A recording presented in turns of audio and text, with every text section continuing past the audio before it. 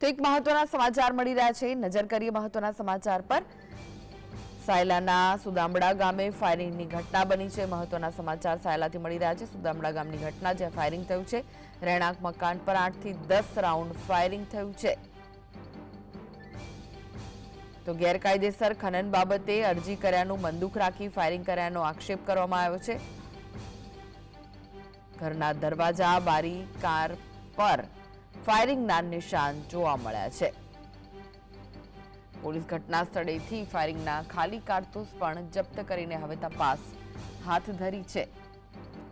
તો સાયલાના સુદામડા ગામની ઘટના જ્યાં ફાયરિંગ થયું છે, ફાયરિંગની ઘટના સામે આવી છે, ત્યાંથી રહેણાંક મકાન પર 8 થી 10 રાઉન્ડ ફાયરિંગ કરવામાં આવ્યું છે।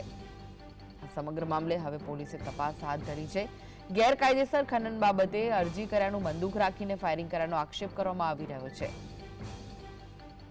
ઘરના દરવાજા બારીકાર પર ફાયરિંગના નિશાન જોવા મળ્યા।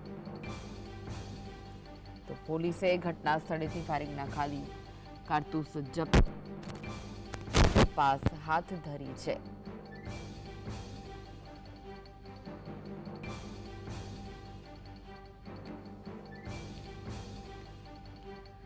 તો સુદામડામાં રહેણાંક મકાન પર 8 થી 10 રાઉન્ડ ફાયરિંગ કર્યાની ઘટના સામે આવી છે। એવું કહેવામાં આવી રહ્યું છે કે ગેરકાયદેસર ખનન બાબતે અરજી કરી હતી અને તેનું બંદૂક રાખી ફાયરિંગ કર્યો છે, જેમાં ઘરના દરવાજા બારી કાર પર ફાયરિંગના નિશાન જોવા મળ્યા છે। 8 થી 10 રાઉન્ડ ફાયરિંગ કરવામાં આવ્યું છે। આ સાથે જ પોલીસે ઘટના સ્થળે પહોંચી તપાસ હાથ ધરી ત્યારે ફાયરિંગના ખાલી કારતૂસ પણ જપ્ત કર્યા છે।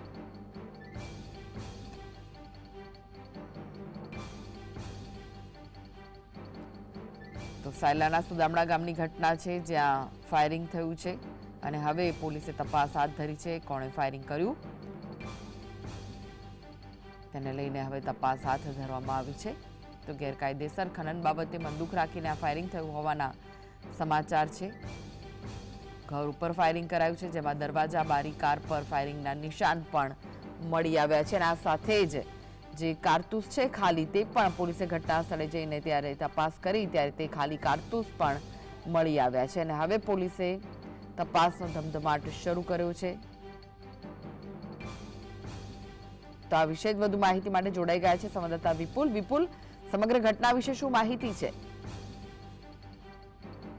સાયલાના સુદામડા ગામે એક ફાયરિંગની ઘટના બની હતી, જેની અંદર 10 કરતા પણ વધારે ફાયરિંગ કરવામાં આવ્યું હતું અને સુરેન્દ્રનગર ડીવાયએસપી છે, સુરેન્દ્રનગર ખુદ એસપી છે સહિતનો જે કાફલો છે તે આ ઘટના સ્થળે પણ દોડી આવ્યો હતો અને સાયલાના સુદામડા પંથકમાં ચાલતા ગેરકાયદેસર ખનન બાબતે અરજી કર્યાનું બંદૂક રાખી તેમજ અરજી પાછી ખેંચવા માટે જે છે તેની ધમકીઓ પણ આપવામાં આવતી હતી, જેને લઈને ફાયરિંગ કર્યાની એક જે છે તે ફરિયાદ પણ સાયલા પોલીસ મથકે હાલ નોંધવા પામી છે। જ્યારે ખાસ વાત કરીએ તો ધમકી મળ્યા બાદ સાંજના સમયે સાયલા પોલીસ મથકે લેખિતમાં અરજી પણ આ બાબતની આપવામાં આવી હતી, છતાં પોલીસે આ બાબતે કોઈ ગંભીરતા ન લીધી હતી અને રાત્રિના સમયે જે છે આ ફાયરિંગનો બનાવ જે છે તે બનવા પામ્યો હતો, જેમાં ઘરના દરવાજા સહિત અનેક જગ્યા પર ફાયરિંગ કરવામાં આવ્યા હતા। જ્યારે પોલીસ ઘટના સ્થળે ફાયરિંગ કર્યાના ખાલી કારતૂસો જે છે તેને પણ જપ્ત કરવામાં આવ્યા હતા। હાલ ફરિયાદી જે સોતાજ યાદવ છે સાયલા 6 લોકો સામે નામજોગ તેમજ ડી ગેંગ કરી અને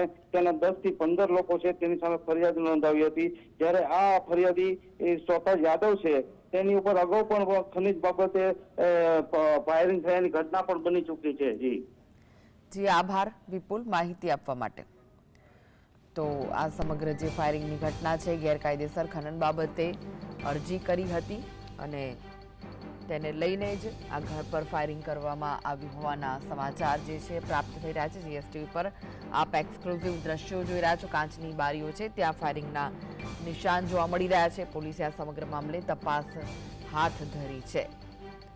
ત્યારે ઘર પર ફાયરિંગ કરવામાં આવ્યું છે, જેમના ઘરના દરવાજા કાચ જે ઘરની બારીઓના કાચ છે અને કાર પર પણ ફાયરિંગના નિશાન જોવા મળ્યા છે। આપ દ્રશ્યોમાં જોઈ રહ્યા છો જે રીતની ફાયરિંગની ઘટના બની છે। કાયદો અને વ્યવસ્થાની સ્થિતિ કથળતી હોય તેવા દ્રશ્યો સામે આવ્યા છે, પરંતુ ફાયરિંગ થયા બાદ પોલીસે પહોંચીને હવે તપાસ હાથ ધરી છે।